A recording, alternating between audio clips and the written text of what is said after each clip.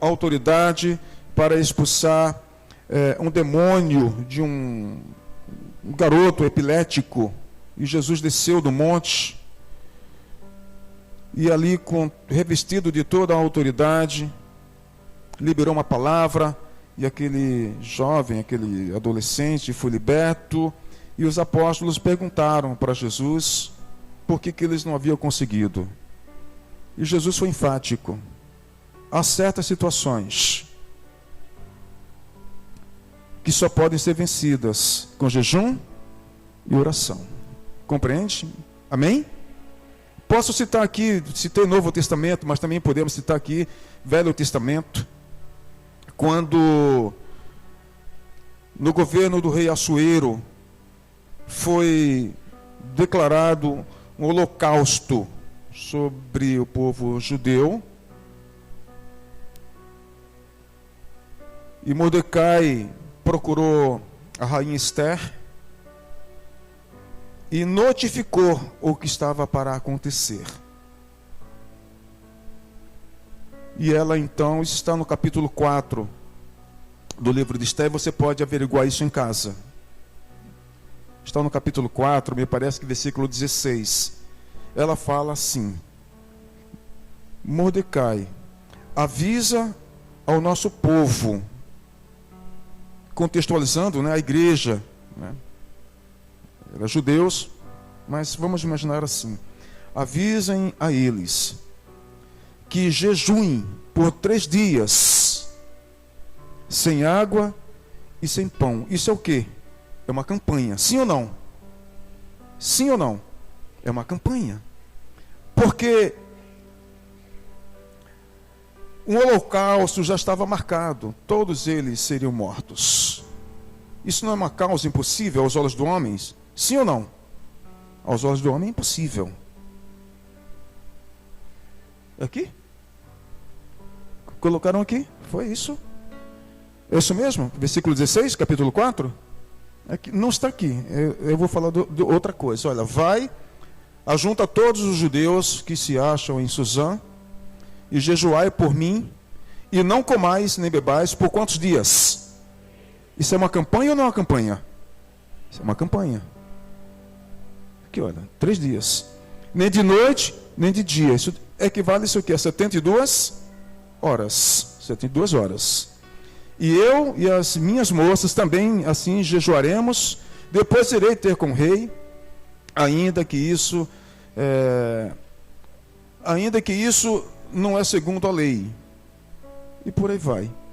Então, é só para vocês entenderem o significado desses 12 dias de orações pelas causas impossíveis, para 12 meses de vitórias. Amém, queridos?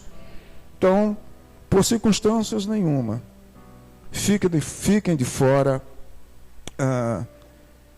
desses 12 dias. Amém? Só que essa campanha, ela não vai terminar no 12º dia. Ela não vai terminar. Compreende? Ela vai continuar. Eu na minha casa, você na sua casa. Ela vai continuar.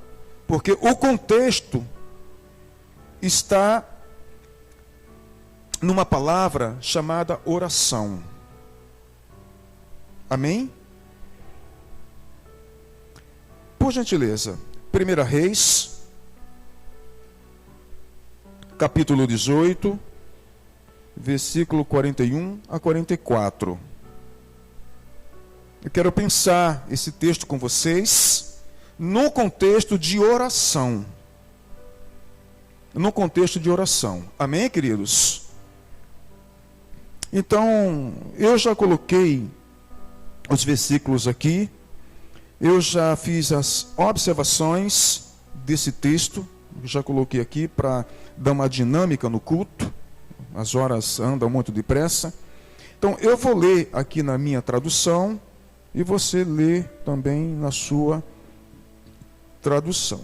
Vamos lá?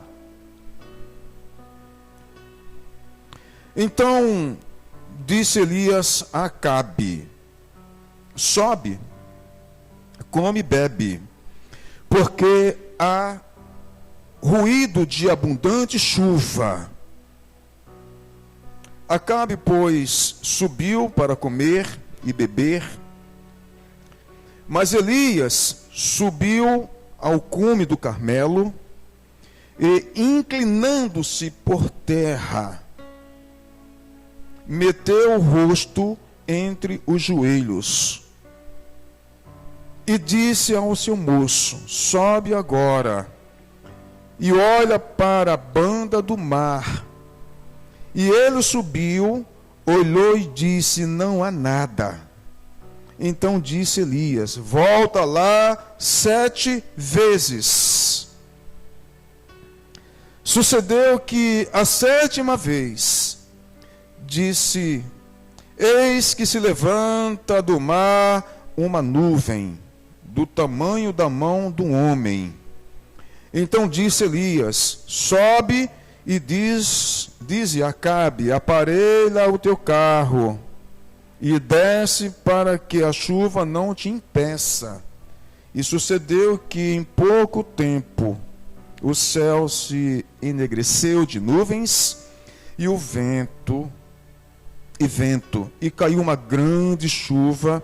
Acabe, subindo ao carro, foi para Jezreel. O fato é que o ano está começando. Hoje é dia 4. E nós temos aí 12 meses pela frente. A gente vai continuar orando os 12 meses. Mas eu não sei o que esses meses me reserva. Aos olhos humanos, vocês sabem? Nós não sabemos. Mas, de uma coisa eu sei: que amanhã, futuro, Deus já está lá me esperando. Eu sei que dezembro é futuro, Deus já está lá te esperando. Então venha o que vier, Deus já está lá. Então eu sei que em Deus temos Ele como nosso castelo forte. Venha o que vier, eu sei que até dezembro, ainda que tenhamos que passar pelo vale da sombra da morte, é bom que a gente considere isso. Amém? Eu sei que a vara e o cajado daquele que está lá amanhã, futuro, me esperando, é suficiente para me guardar, como a vocês também. Vamos aplaudi-lo. Para ele é forte. Para ele tem que ser forte. Glória a Deus. A Ele toda a honra, toda a glória, todo o louvor, toda a adoração. O que eu posso ver nesse texto, nessa leitura, que vai estar exposta aqui, para vocês ir acompanhando, mas eu fiz observações. O que eu vejo aqui? Eu vejo que Elias havia anunciado há 3 anos antes, no capítulo 17, estamos no capítulo 18, mas você olhando o contexto, no capítulo 17, você vai perceber que 3 anos antes, 3 anos e meio antes, ele tinha anunciado que sua palavra havia feito cessar as chuvas. Ele liberou uma palavra que não choveria. Capítulo 18, estamos no 18, mas no contexto, no capítulo 17, ele liberou essa palavra que não iria chover por 3 anos. Essa palavra que ele havia liberado, havia cessado, feito cessar as chuvas. E ele fala que somente segundo a sua palavra, iria fazê-las recomeçar. Veja a força da palavra. Compreende isso? Que o poder da vida e da morte está onde? Na palavra, está na boca. havia se passado aqui 3 anos e meio. Eu posso ler rapidamente para vocês esse contexto, que está no capítulo 17, versículo 1.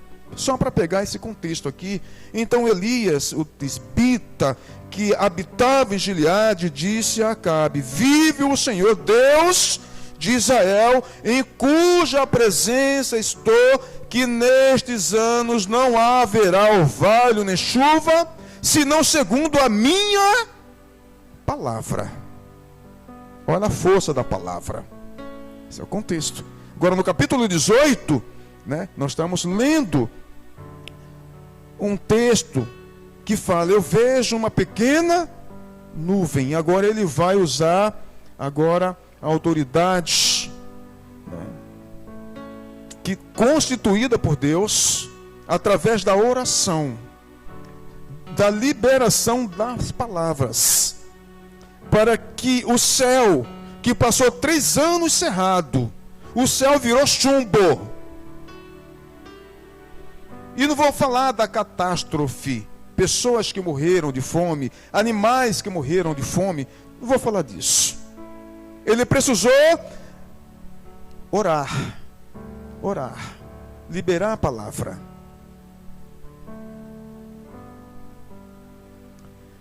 Com esse versículo, ele estava se referindo ao poder da oração. Então, me entenda. Quando terminar o 12º dia, o que é que você vai fazer? Continuar orando. Compreende-me, queridos? Quero chamar a sua atenção para esse tema que nós vamos aqui pensar, tendo como centralidade oração.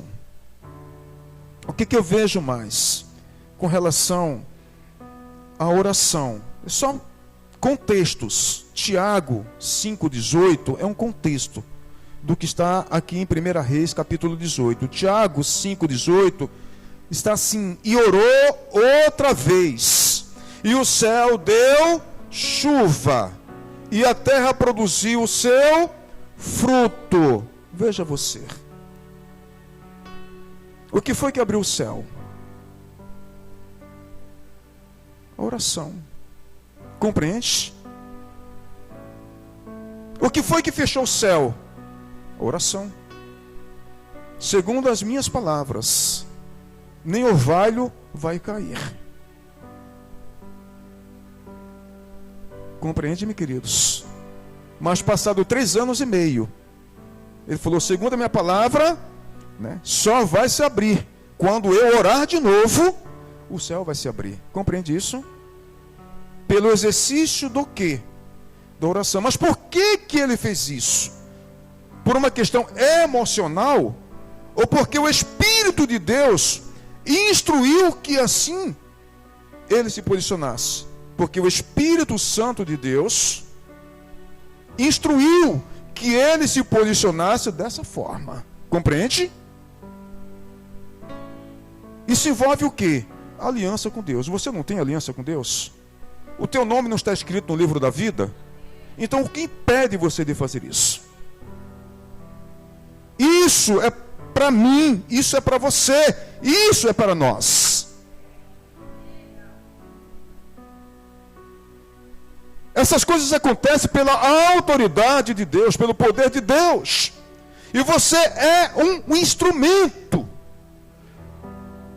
Não foi Elias que cerrou os céus, foi o poder de Deus. Mas o poder de Deus através de Elias.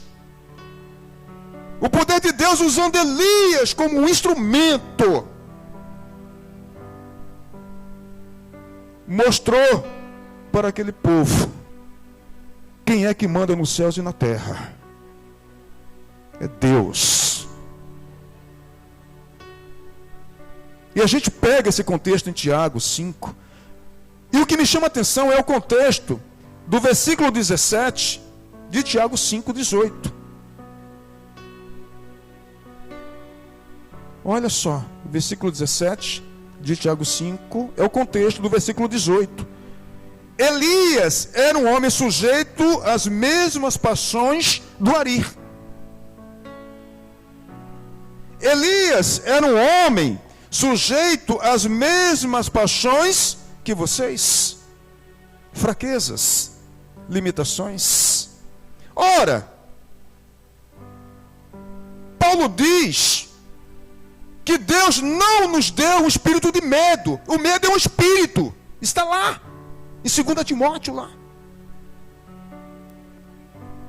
Mas nos deu um espírito de quê? De intrepidez. Um espírito de ousadia, mesmo sendo eu um homem limitado, dentro do meu contexto de fraquezas. Então o texto diz que você pode sim orar e fazer com que o sobrenatural de Deus aconteça. Você pode fazer isso. Você consegue enxergar essas coisas? Oh, Elias. Mas olha o contexto. Era um homem igual a você. Compreende-me isso? Isso é o que? Espírito de medo ou espírito de ousadia e de coragem? Deus mandou? Mandou. Então é assim que vai ser feito. É loucura. Não é? É loucura. Elias dirigiu-se ao topo do Monte Carmelo para orar e pedir ao Senhor que enviasse as chuvas tão necessárias. Enquanto Acabe foi comer, ele subiu ao monte para conversar com Deus. Orar é conversar com Deus. É conversar. É um diálogo com Deus. Isso significa dizer, quando você vai para o Novo Testamento, está lá em Mateus 6,6, podemos entrar no nosso quarto, o nosso Carmelo, no caso aqui de Elias, o Monte Carmelo literalmente falando. Mas Mateus 6,6 diz que eu também posso entrar, no sentido figurativo, no meu Carmelo, no Monte Carmelo, que é o meu quarto, para falar com Deus, para pedir chuvas. Mateus 6,6, mas tu, quando orares, entra no teu quarto e fechando a porta, entra, ora ao teu pai que está em secreto, e teu pai que vê em secreto te recompensará diante dos homens. Diz que ele não ouve, diz que ele vê. É o teu Carmelo, é o que Elias fez. Deus falou, ora, vai orar porque eu vou mandar chuva. Ele foi.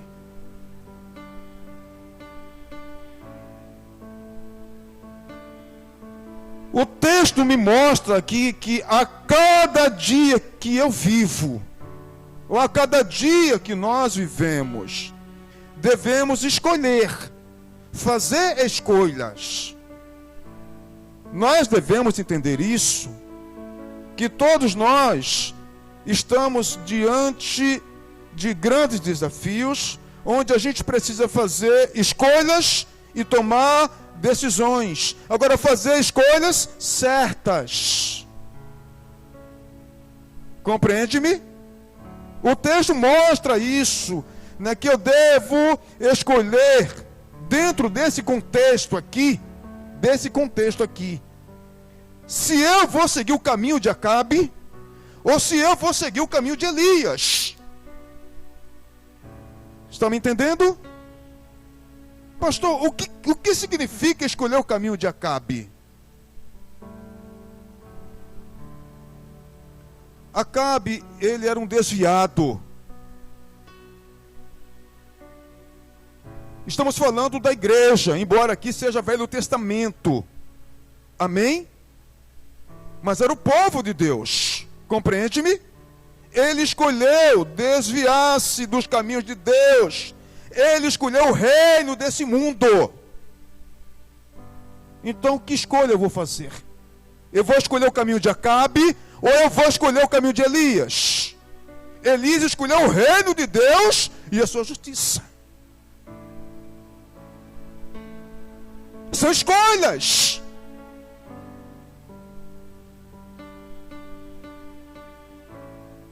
Mateus 6, 33, todos vocês conhecem de cor e salteado. Mas buscai primeiro o reino e a sua justiça, e todas estas coisas vos serão acrescentadas. Olha o contexto, que coisa mais impactante. Compreende, minha igreja? Olha, onde o Espírito de Deus está, a liberdade. Amém? Se você quiser pular aqui, você pode pular no Espírito. Pode ou não pode, pastor? Ele falou que pode. Então vá se alegrando, porque Deus está falando. Não sou eu.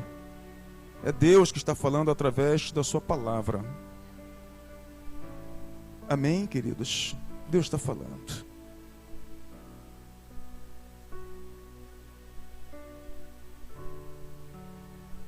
O texto me mostra aqui coisas muito interessantes. O que o povo estava precisando? Já que Acabe, o Apitor, andar pelo reino desse mundo, o que o povo estava precisando? Por que não choveu por 3 anos e meio? O que o povo estava precisando? Restituir a aliança com Deus. Antes de receber os milagres, é necessário restaurar o altar, queridos. Compreende-me? Antes de eu receber o milagre de Deus, eu preciso ver como é que está a minha aliança com Deus. Deus é um Deus de aliança. Não é assim que está na Bíblia? É um Deus de aliança. A pessoa está com sua vida desregrada.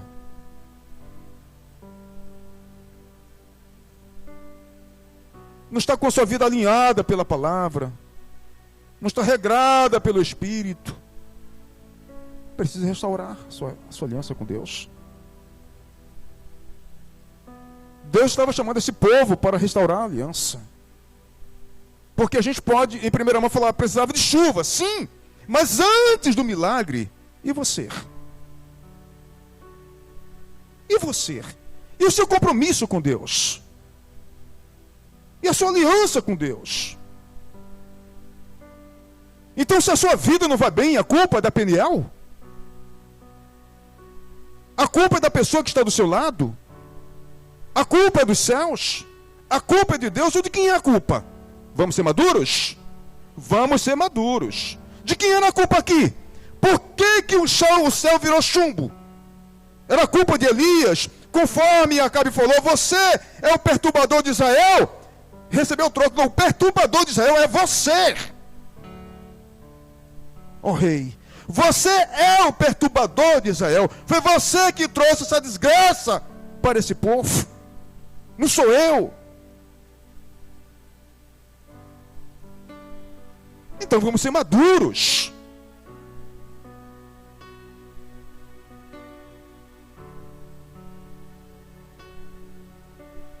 O que levou o povo a ficar 3 anos e meio sem chuva? O pecado. Não buscou o reino de Deus, e sim o reino desse mundo. Quebrou a aliança com Deus de Israel. Optou, fez escolhas. Não fez escolhas? Optou pelo caminho de Acabe.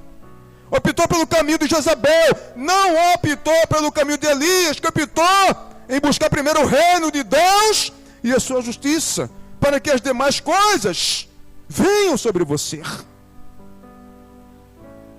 Pode dar aleluia, povo. Onde o Espírito de Deus está, há liberdade. Então você pode falar, graças a Deus. Amém, Senhor. Que assim seja. Eu recebo a sua palavra para a minha vida, para que a minha vida seja restaurada. Cada dia ela deve ser restaurada. A cada dia o meu altar tem que ser restaurado. Abraão, onde ele chegava, ele estabelecia um altar. Por quê? É porque ele estava vivendo uma vida desregrada? Não. Aquilo era uma afirmação diante dos olhos da sociedade, que ele tinha aliança com Deus e não com deuses.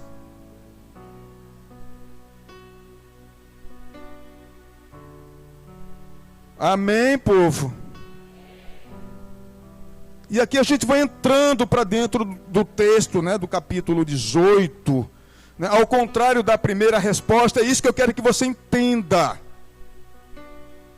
Que Deus é um Deus sábio. Deus tem muitas maneiras de trabalhar comigo. Deus tem muitas maneiras de trabalhar com você, de se relacionar com você, muitas maneiras de te responder. Compreende-me? Ao contrário da primeira resposta de sua oração no altar, essa oração não foi atendida de imediato. A primeira oração da primeira batalha, que foi o capítulo 17, que eu quero ler aqui para vocês, 1 Reis, capítulo 18, versículo 37, só para dar uma contextualizada e volto lá para o capítulo 17. Responde-me, ó Senhor, responde-me para que este povo conheça que tu, ó Senhor, és Deus e que tu fizestes voltar o seu coração. 1 Reis 18, 37 e 38 agora. Então caiu fogo do céu e consumiu o holocausto e a lenha, as pedras e o pó, e ainda lambeu a água que estava no rego. Versículo 39, quando o povo viu isto, prostraram-se todos com o rosto em terra e disseram: ó Senhor, tu és o Deus. Dentro do contexto do capítulo 17, versículo 1, quando ele fala que o céu iria virar chumbo. Então aqui ele está orando. O povo estava ali, era um desafio entre o Deus verdadeiro e o Deus falso. E o que foi que aconteceu? Na primeira diálogo com Deus, isso aqui é uma oração, amém?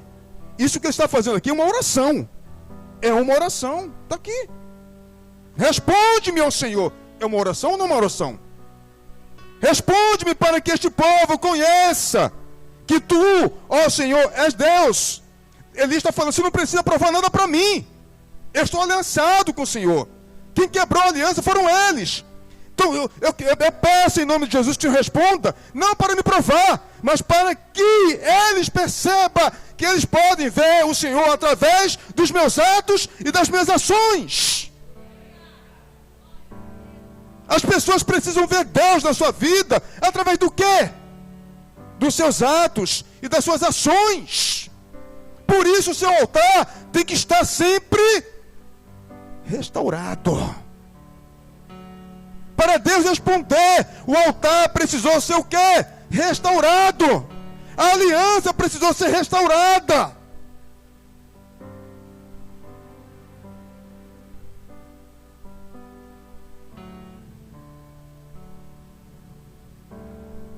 Olha, a Bíblia está cheia de promessas, é verdade. Você entra no Face, está lá, versículos lindos e maravilhosos, é verdade. Deus de promessas, porque esse ano Deus tem promessas, é uma verdade ou não é uma verdade? Mas essas promessas é para quem?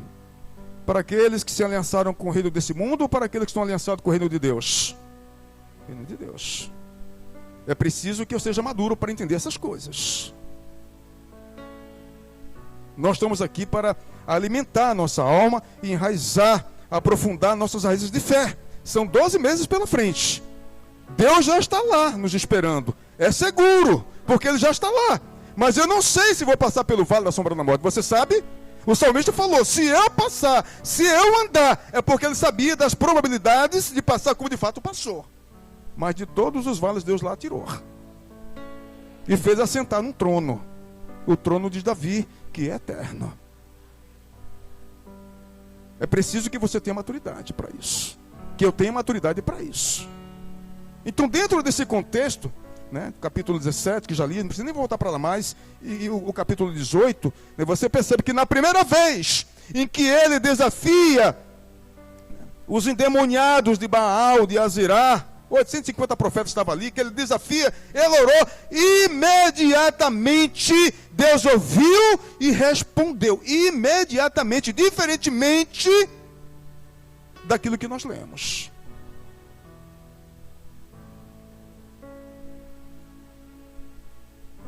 Olha, é interessante, a gente quando começa a ler a Bíblia, né, a gente vai pegando um amor tão grande, porque ela vai abrindo os nossos olhos espirituais. E não precisa ter teologia, sabia? A gente faz teologia porque a gente gosta de estudar. E a teologia, de fato, nos faz entender temas, grandes temas, né? Russell Shedd, Abraão de Almeida, ia falar um outro nome agora que me esqueci agora, Augusto Nicodemos. São mestres, né, que nos traz tudo mastigadinho, né? Mas o Espírito Santo de Deus é o teu professor por excelência. Faça o seu devocional todos os dias, ora antes. Espírito Santo de Deus, Jesus falou que o Senhor, você, é bom chamar de Senhor, né? O Senhor me faria lembrar de tudo aquilo que Ele ensinou. Por favor, vá lendo, né? Vá lendo. Não entendeu? Anota lá na sua agenda, né? Depois eu vou voltar nesse texto de novo. Ele vai abrir seus olhos. Ele vai fazer da Bíblia uma avenida com ruas, com nomes, sabe, com coisas interessantes.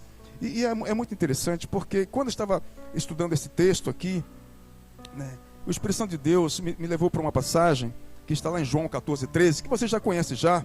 Tudo quando pedides em meu nome, eu o farei para que o Pai seja glorificado. Olha o contexto. Olha o contexto. João 14:13. Colocou aqui? Tudo quanto pedides em meu nome, eu o farei para que o Pai seja glorificado. É uma verdade ou não é uma verdade? É tudo. Mas qual o contexto? O que define o contexto é a sua escolha. Acabe ou Elias? Não é assim, meu pastor? Entende isso? Elias orou uma vez e aqui está. Tudo quanto pedi. E foi atendido. Agora Acabe botou 850 profetas por 3 anos e meio pedindo. O que foi que aconteceu? Nada. Sem mim, nada podeis fazer. O homem pode até andar sem Deus. Ele pode até ser bem sucedido na sua geração.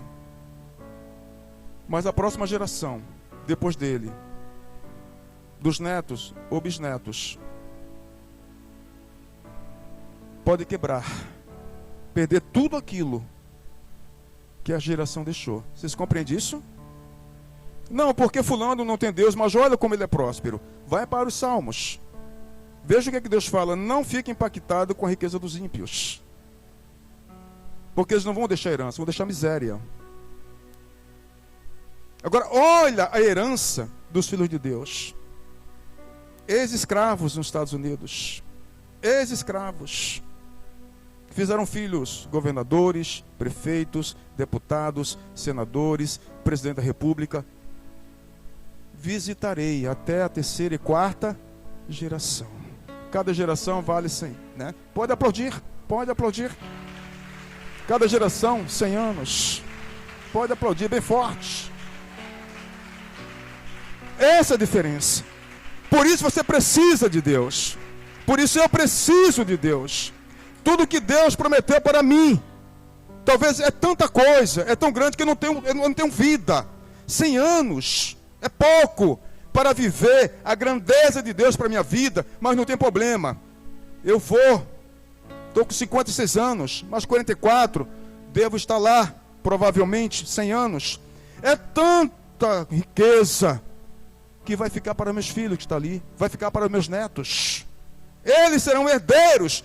Seus filhos, seus netos, seus bisnetos serão herdeiros das grandezas de Deus para a sua vida. Tome posse, pode aplaudir. Tome posse.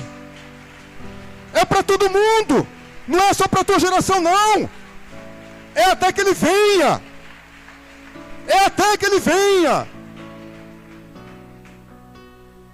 Abraão morreu farto de dias.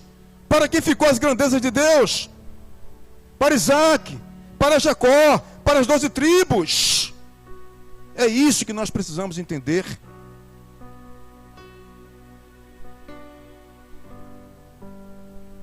João 15:5. Eu sou a videira, vós sois as varas. Quem permanecer em mim e eu nele, isso significa dizer o quê? Aliança. Escolheu o caminho de Elias, escolheu o reino de Deus, não escolheu o caminho de Acabe, não escolheu as riquezas desse mundo, não escolheu o reino desse mundo. Se você estiver em mim e eu estiver em você, está falando aliança, altar restaurado. Esse dá muito fruto, porque sem mim nada podeis fazer. Frutos. Já a segunda oração, que é o texto, né, que lemos. A segunda oração no Monte Carmelo, para que as chuvas retornassem, foi uma batalha que durou quase 4 anos. 3 anos e meio de seca, ali, toda aquela batalha. Ele sobe para o Carmelo. Leio aqui para vocês, versículo 44, 1 Reis, versículo 18, né? 43, 44, vou ler aqui para vocês. E disse o seu moço: sobe agora e olha para a banda do mar. Você percebe na leitura como foi que ele se posicionou para orar? Na leitura, vocês perceberam? Que ele ficou numa posição fetal. Ele colocou o seu rosto entre as pernas. E o rosto ficou no chão. Uma posição fetal de humildade, de total dependência de Deus. E olha que nós estamos falando de Elias. De humilhação. E começou a orar, né? Versículo 43, e disse ao seu moço: sobe agora e olha para a banda do mar. E ele subiu, olhou e disse: não há nada.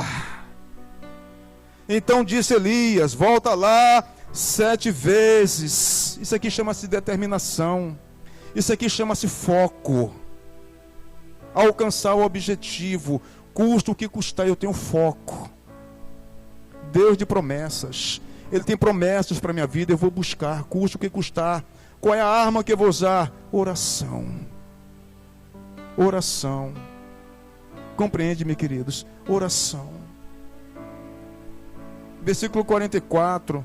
Sucedeu que a 7ª vez disse: eis que se levanta do mar uma nuvem do tamanho da mão do homem. Então disse Elias: sobe e diz a Acabe: aparelha teu carro e desce, para que a chuva não te impeça. Quantas vezes ele orou, queridos? Aqui não diz o tempo. A batalha encerrou-se por volta de meio-dia, por aí, 1h da tarde. E começou 1 da tarde, 2 da tarde, 3 da tarde, 4 da tarde, 5 da tarde. Ele está lá 7 vezes. Olha, primeira oração que ele fez para que descesse fogo, Deus respondeu imediatamente. Mas na segunda vez que ele foi, pensava ele que Deus iria responder imediatamente. Ele teve que perseverar. Perseverar. 7 vezes Elias mandou seu servo olhar na direção do mar Mediterrâneo e avisar se havia qualquer sinal de uma tempestade se formando. E 6 vezes o servo não viu absolutamente nada. Faço uma pergunta tirada do texto aqui. O que teria acontecido se Elias tivesse parado na 6ª vez em que orou? O que teria acontecido? Me ajude na resposta, por favor. O que teria acontecido? Teria cumprido-se a promessa de Deus? Por que a promessa de Deus não se materializou na sua vida? Tem resposta? Olha, com devido respeito, ninguém se ofenda, amém? ninguém se ofenda. Não é para vocês, mas está dentro de um contexto de comportamento. Amém? Posso falar, né, pastor? Ele falou que sim, então vou falar, hein? Eu ando com Jesus há 36 anos. 36 anos. Nunca me desviei, nem para a direita, nem para a esquerda. Entreguei minha vida para Jesus com 20 anos de idade. Filho de judeu.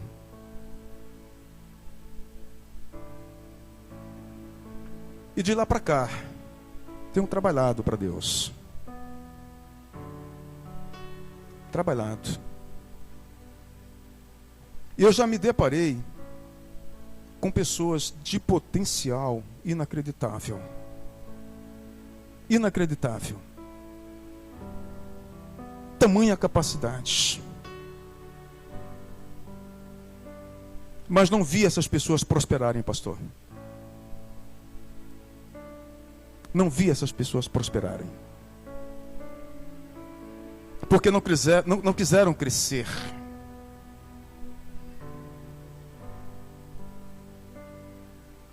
Continuar a vida dentro de um contexto infantil, de adolescente. E não dá para levar adolescente a sério, dá? Quem é o pai que quer ver por toda a vida o seu filho menino? Ninguém quer. O pai, ele quer ver o desenvolvimento físico, emocional, intelectual, até que ele chegue àquela fase adulta e como homem assuma responsabilidades e faça o que tem que fazer.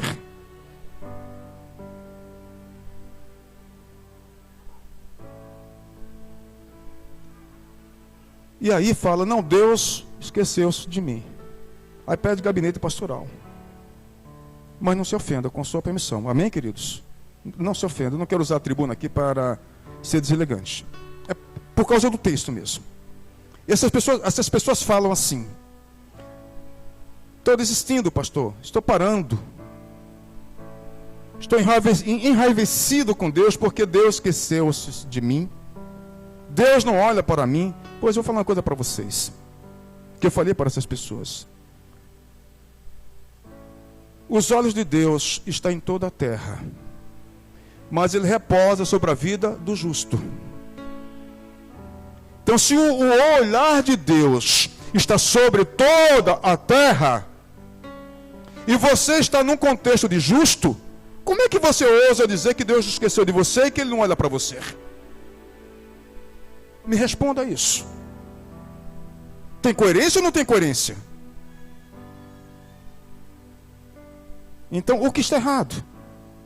O altar está quebrado. A aliança está quebrada, pastor. A aliança de Deus é com o justo, sim. É verdade. Ainda que você permaneça infiel, Deus, Ele permanece fiel. Ele te é fiel. Ele nos é fiel. Nós que não somos fiéis, por assim dizer. Compreende-me?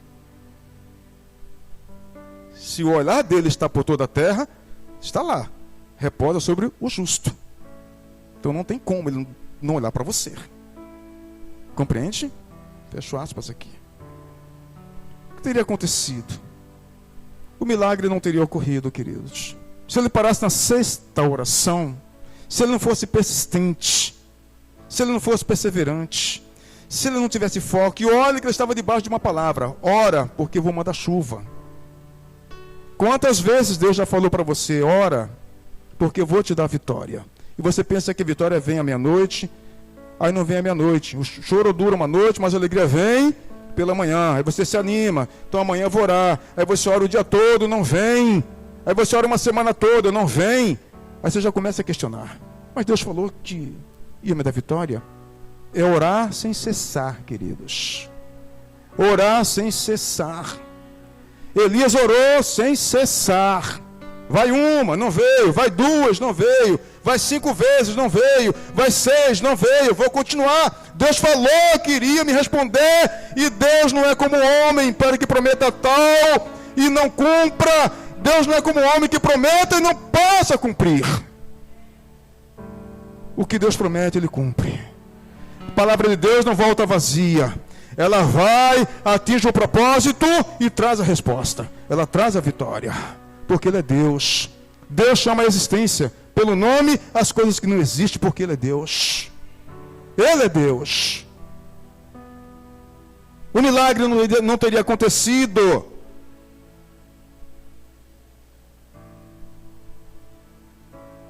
Uma frase que eu peguei assistindo uma entrevista. Aquele Roberto Dávila, à meia-noite 5 na Globo News, aos sábados.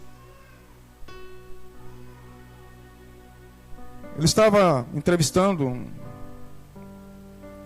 um professor e ele perguntou como é que ele estava vendo essa atual conjuntura do Brasil. Sérgio Cortella. Ele falou assim: eu espero que as pessoas tenham muita esperança. Isso entrou com uma flecha aqui. Falou, mas esperança, do verbo esperançar. Não é esperança de ficar parado. Não, eu tenho esperança e não faz nada. Eu espero que o Brasil tenha muita esperança, do verbo esperançar. De ir à luta. Eu confio, eu espero de Deus grandes coisas, mas eu vou lutar.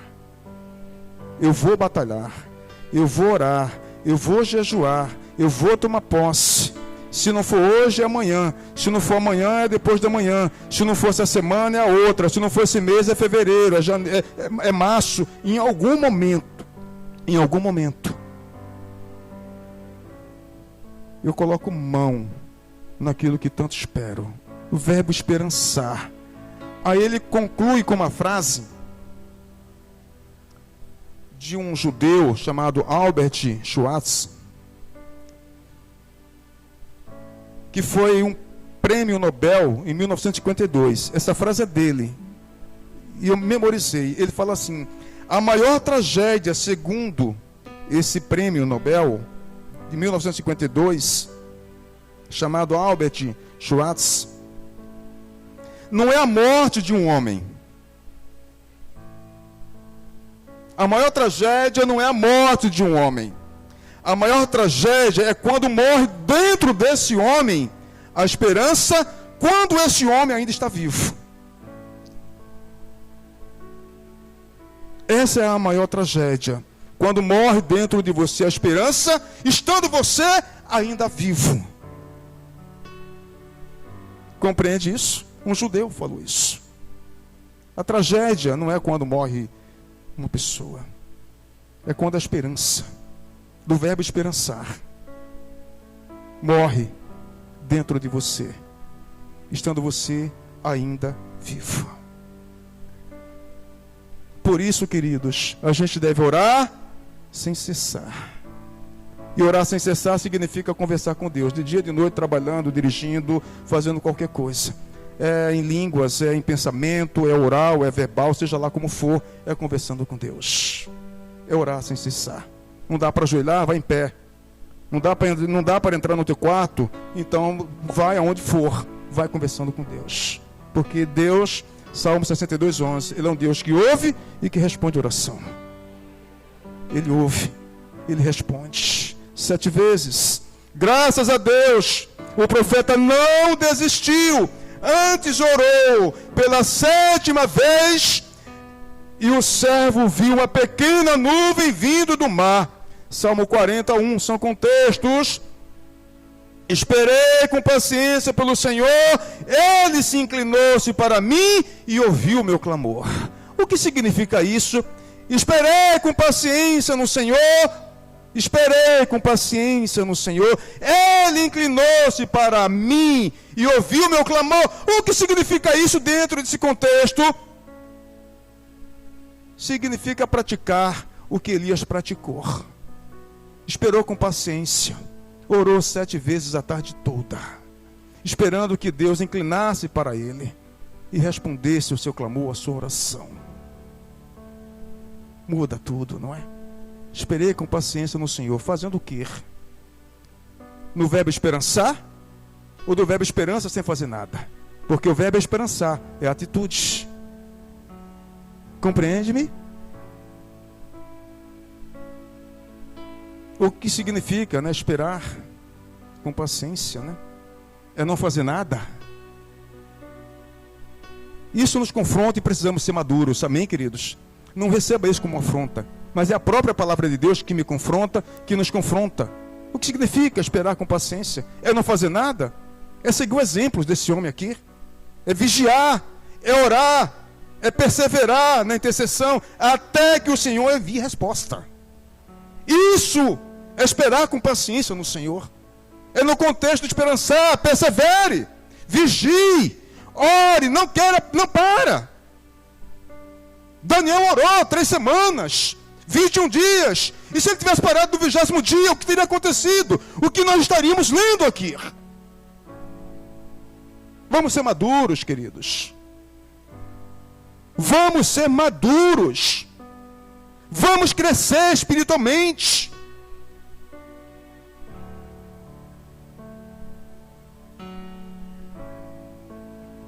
Elias colocou o rosto em terra. Ele colocou o rosto em terra, né? Versículo 42 do capítulo 18. Acabe, pois, subiu para comer e beber, mas Elias subiu ao cume do Carmelo, inclinando-se por terra, meteu o rosto entre os joelhos. Elias inclinou-se sobre si mesmo. Ele inclinou-se sobre si mesmo, enfiou a cabeça no meio das pernas e ficou que nem um tatu-bola. Gesto de humildade, indicando a humildade desse homem. Deus é Deus, Deus é santo, a Ele honra, a Ele glória, a Ele louvor, a Ele adoração. Deus não é qualquer pessoa. Se até para falar com meu pai a gente pede licença, quanto mais com Deus, a gente tem que dirigir-se a Deus com revestido de humildade, com o joelho no chão, com o rosto em pó, para que Ele se agrade de nós e estenda a sua graça, nos faça achar graça aos olhos dos homens, aos olhos das autoridades.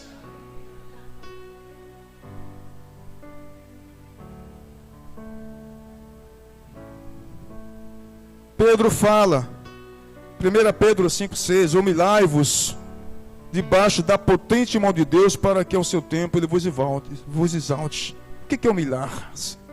Qual é o contexto disso? Elias nos ensina. Sabe? Elias nos ensina. Curvou-se sobre ele mesmo. Humilhai-vos debaixo da potente mão de Deus, para que ao seu tempo. Elias precisou de 7 sessões de oração. Vai orando a mesma coisa, vai lá ver, não tem nada, não tem nada, não tem nada, eu não vejo nada, eu não vejo nada, né? Vai lá 7 vezes, vai. Humilhai-vos, queridos. Se humilhe. São 12 anos, 12 meses. Sabemos o que vai acontecer. Sabemos que tem vitória. Isso é fato, amém? Para mim, para você, para todos nós.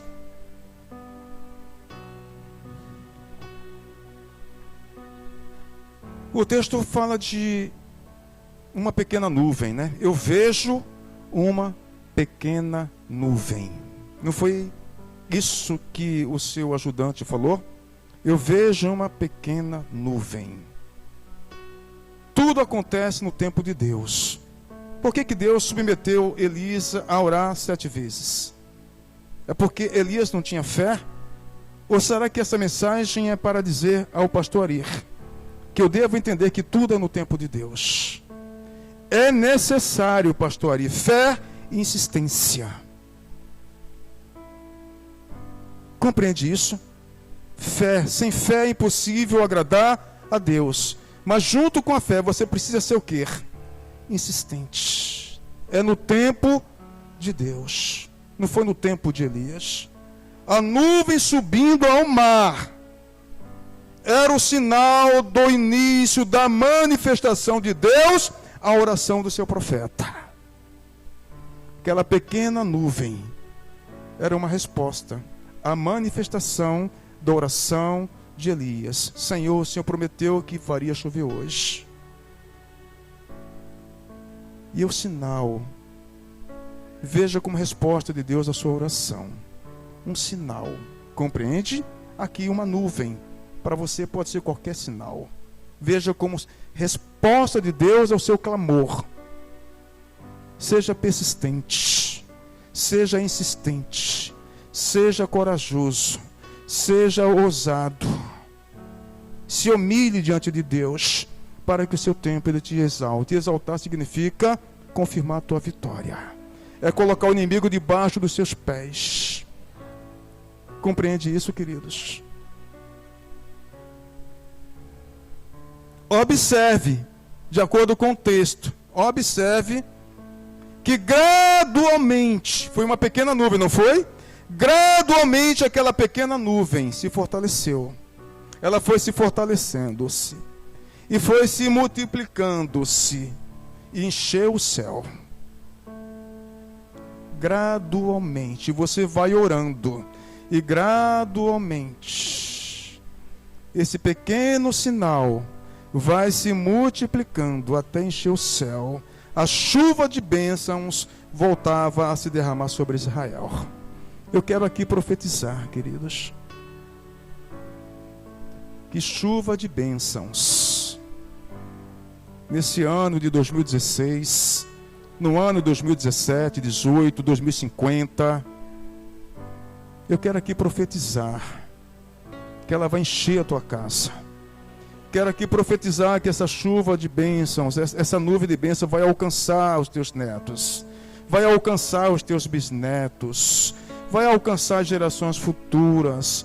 Eu quero aqui profetizar que os céus estarão abertos para abençoar a tua casa, para derramar bênção sobre a tua família. Toma posse, queridos. Isso é ato profético. Isso é ato profético. Você precisa ter fé. Não deixa a dúvida entrar no seu coração. Não deixe. Se não vem esse ano, vem o ano que vem. Amém? Mas ela vem, queridos.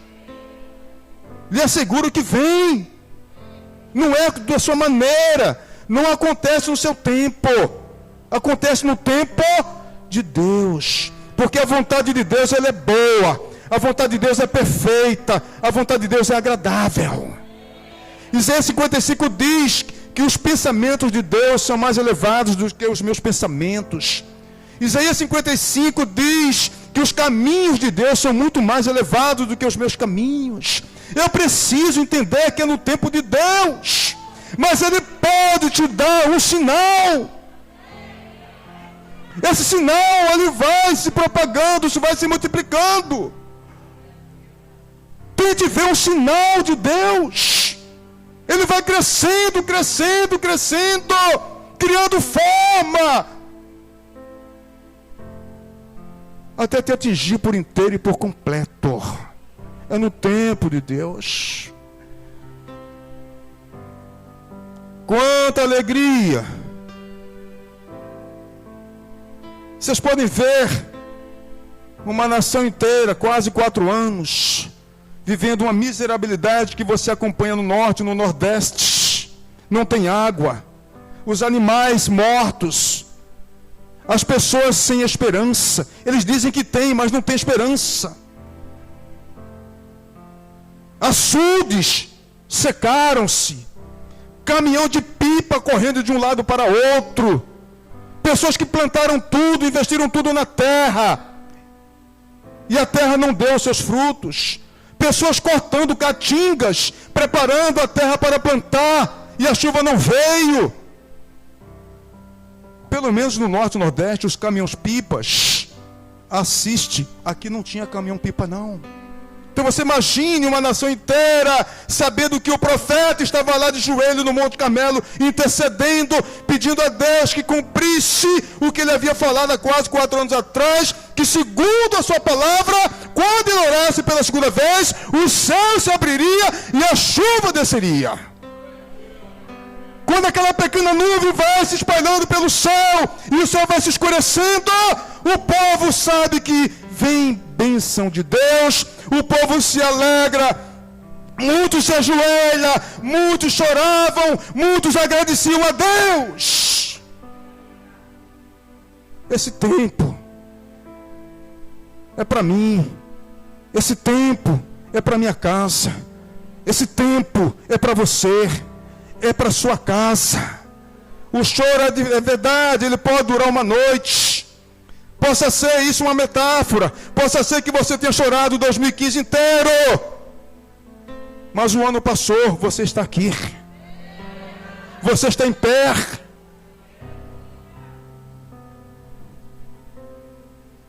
Possa ser que hoje os seus joelhos se dobrem aqui. E você se alegre. E você louva a Deus. Porque eu quero crer que Deus já está confirmando no seu coração coisas que você esperava há tanto tempo. Quero crer que o Espírito Santo de Deus já esteja falando com você, confirmando, não sei se a todos, mas eu quero crer e creio que isso já está acontecendo. Deus não havia abandonado o seu povo. Deus não te abandonou. Ainda que os vossos pais lhes abandonem, eu nunca vos abandonarei, diz a palavra de Deus. Ele é fiel. Deus não havia abandonado o seu povo. Era a chuva do Senhor, a chuva de bênção finalmente chegou. Isso é um ato profético. 12 dias de oração pelas causas impossíveis, para 12 meses de vitória. Isso é um ato profético. É um ato profético. O que você vê? O que você está vendo? Você que saiu desse ano de 2015, o que você está vendo? Como você está vendo 2016? O que você vê? Seja maduro. Seja sincero com Deus. Porque a oração de um coração contrito, de um homem e uma mulher quebrantado, Deus não rejeita. Deus escuta. Deus ouve. Deus responde. Coloca a tua verdade para Deus. O que você vê? Como é que você está vendo? Como é que o povo brasileiro está vendo 2016? Elias via além das adversidades. Não veio chuva na quinta oração, não tem problema. Vou olhar além das adversidades.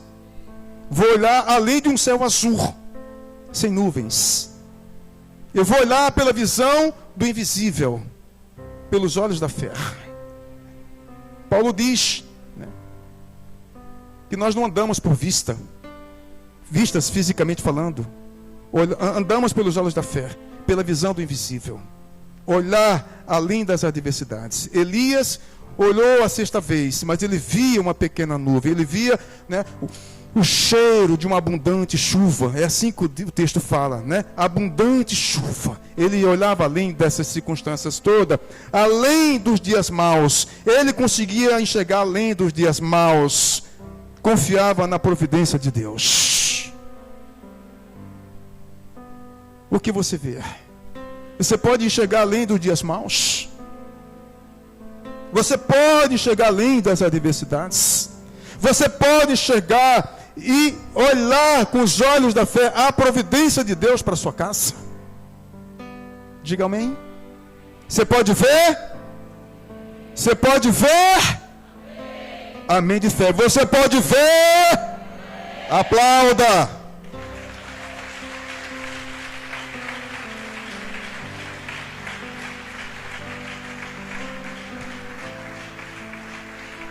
Aleluia. Recebe, Senhor. A tua igreja está te aplaudindo. Queridos, olha um contexto. Os olhos são as janelas da alma. Por isso eu perguntei, o que você vê?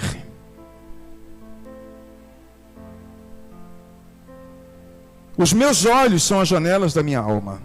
A forma como eu vejo o mundo pode me projetar para a vitória ou para a derrota. Depende da maneira como você vê. Por isso eu fiz a pergunta. Porque os seus olhos são as janelas da alma.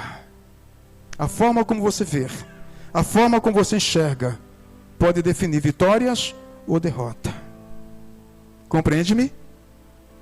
Muitas vezes queremos ver uma manifestação imediata de Deus. É verdade ou não é verdade?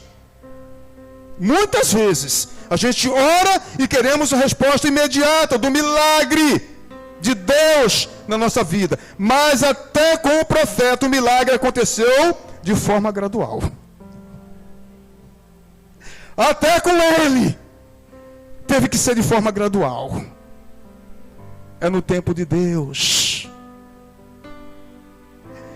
Ele teve que orar, ele teve que insistir, e quando foi atendido, viu apenas um sinal, uma nuvem como a mão de um homem.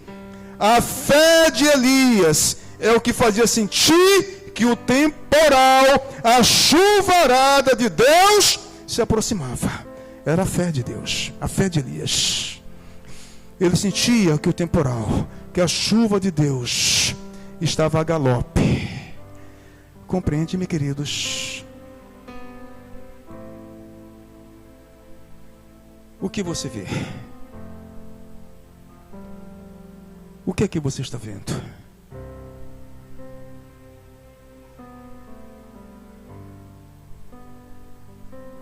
Estão entendendo?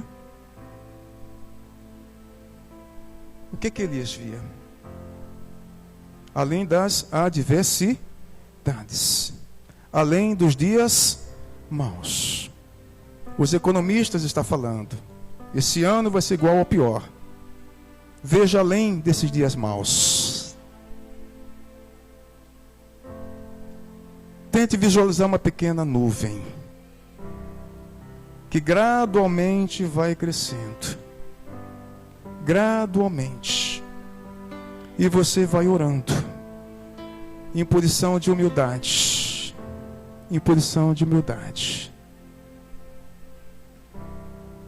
E vai chegar o momento em que você vai se alegrar. Vai chegar o momento em que você vai colocar o seu joelho no chão. Porque você vai ver o céu se abrir. Deus abrir dos seus tesouros e encher a tua casa, a tua família, os teus filhos de bênçãos, que está naquele contexto, aquilo que os olhos não viu, aquilo que o povo não conseguia ver, Elias viu pelos olhos da fé, porque ele insistiu. Aquilo que não foi revelado ainda a você,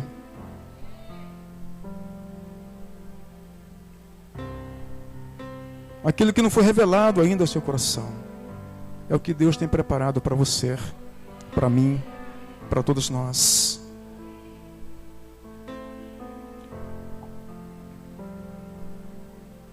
Mateus 7,7 diz que aquele que pede, recebe, aquele que busca, encontra, e aquele que abre, aquele que bate, se abre. O que é bater, pastor? É chegar na porta da igreja ali, abre porta. O que é bater? Quantas vezes Elias precisou bater nessa porta? Quantas, pessoal? Quantas vezes? Aprendemos? Porque quem pede, recebe. Quem busca, o que é buscar? Como foi que Elias buscou? Curvou a cabeça no meio das pernas, curvou-se sobre ele mesmo, numa posição fetal, e ficou buscando, e ficou batendo. Porque quem pede, recebe. Quem busca, encontra. E quem bate, se abre. Então eu tenho aprendido, pastor Mesquita, essas coisas. Nesse pouco tempo que eu estou com vocês, Deus tem me ensinado essas coisas. Que quando nós chamamos as pessoas aqui na frente, é por causa desse princípio. Você lendo a palavra de Deus, lê o Novo Testamento, você vai ver que pouquíssimas vezes Jesus teve a iniciativa de fazer aquilo que as pessoas gostariam que se fizesse. Pouquíssimas vezes. 1%, 2%. Você vai ver que 99%, 98% está pode ler a Bíblia, Novo Testamento, nos seus devocionais. Jesus falava assim: a que buscais? Será que ele não sabia do problema da pessoa? A que buscais? O que vocês buscam? A que procurais? O que vocês querem? O que vocês estão buscando?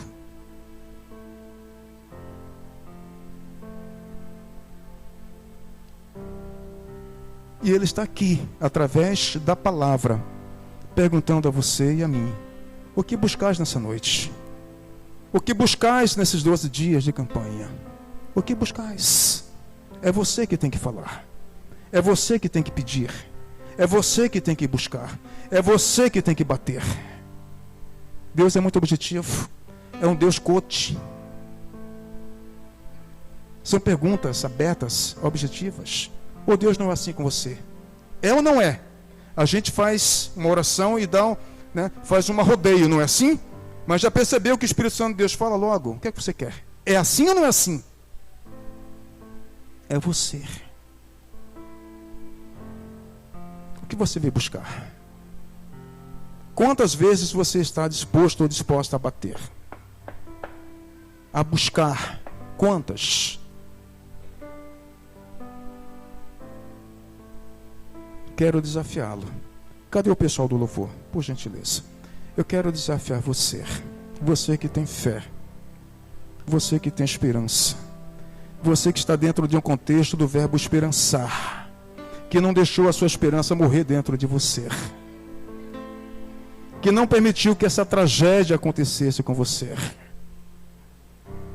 Eu não sei qual é a sua necessidade. Eu não sei. Mas Deus vê.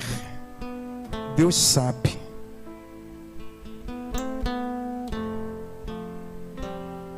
Eu quero desafiar você a levantar-se do seu lugar. E você pode vir aqui na frente.